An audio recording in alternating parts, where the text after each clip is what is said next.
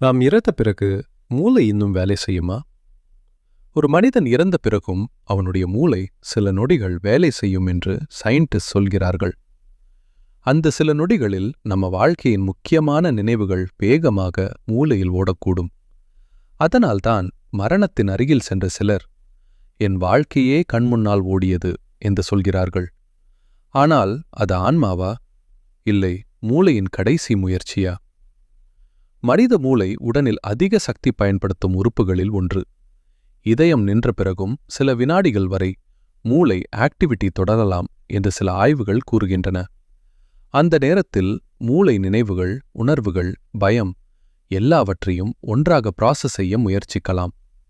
ஆனால் மரணத்துக்குப் பிறகு உண்மையில் என்ன நடக்கிறது என்பது இன்னும் முழுமையாக புரியாத மிகப்பெரிய மிஸ்ட்ரி. ஏனென்றால் மனிதன் கண்டுபிடித்த மிக சிக்கலான விஷயம் இந்த யூனிவர்ஸ் இல்லை, இந்த மனித மூளைதான்.